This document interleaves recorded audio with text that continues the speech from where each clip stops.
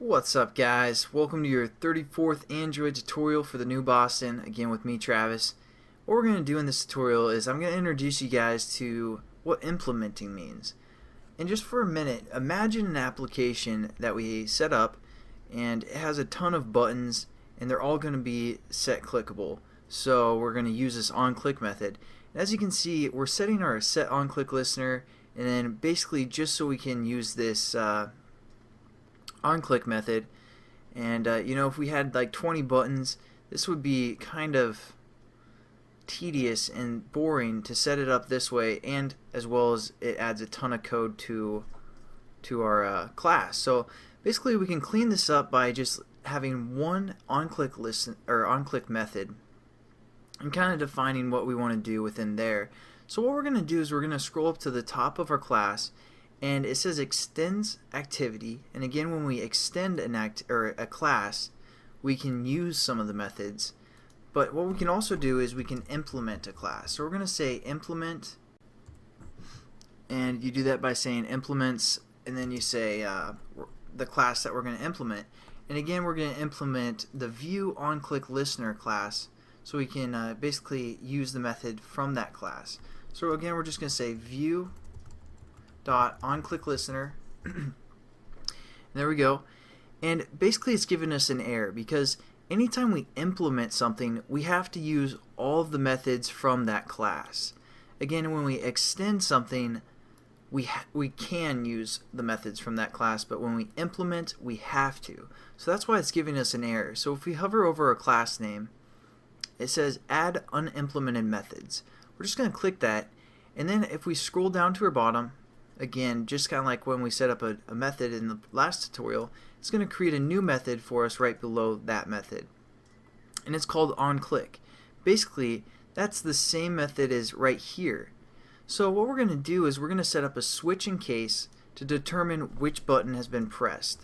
So again, this is just kind of a review on the switch in case, but this is also going to kind of introduce you guys to passing in data. I know we did this with our list view, but when this onClick method is called, it gives us which view was pressed. And again, like a button's a view, a text view is a view, all that stuff's a view. So what we can say is v, because they labeled this view, that's the data that they're giving us.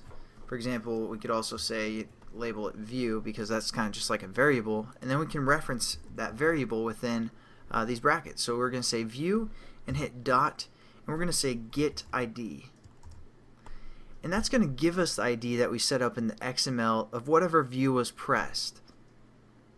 And that's what we're going to look for our switch in case, and then we're just going to set up a bracket, and we're going to set up two cases because we have two buttons. So we're going to say if the case is r.id.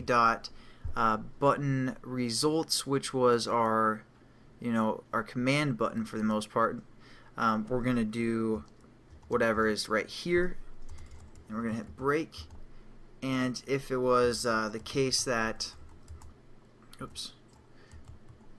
case of r.id.toggle button password, we're going to do whatever is in here. Again, we set up a break to break the switch, and I'll leave this on for 1 second. Now all we're going to do is transfer our code that we set up within our onClick methods up above. So we have this is our check command, so we're just going to copy whatever we put in within this onClick method. So it's basically that string and all that other good stuff. Just copy that, and we're going to paste it below. And I grabbed one extra bracket, so you want to do it right here. Copy this, and again, this is for our results, so we're going to say v right there, and then we're just going to kind of delete it out of this onClick listener for the most part. And now it's going to pass in some information, and if it's the ID of basically our check command ID, it's going to do basically that onClick method that we just set up there. Then we're also going to do that with this onClick method as well. So we're just going to copy that or cut that and paste it for if our toggle button was pressed. And then we're just going to kind of clean up some of this code.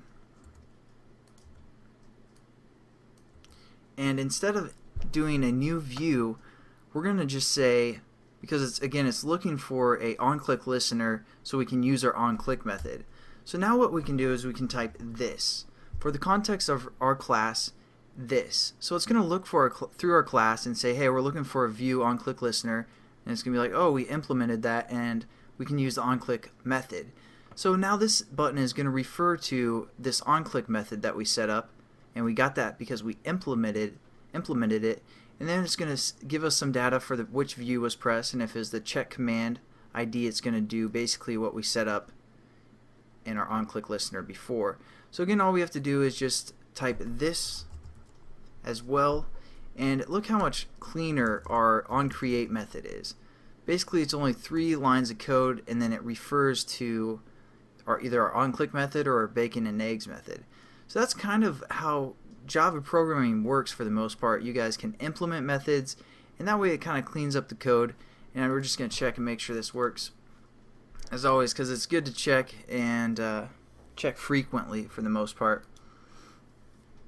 So hopefully you guys understood that tutorial for the most part.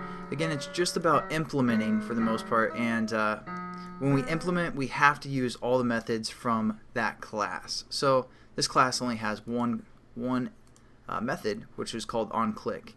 So again, we're just going to make sure it works by typing WTF, and it looks like it's good. So thanks again for watching, guys.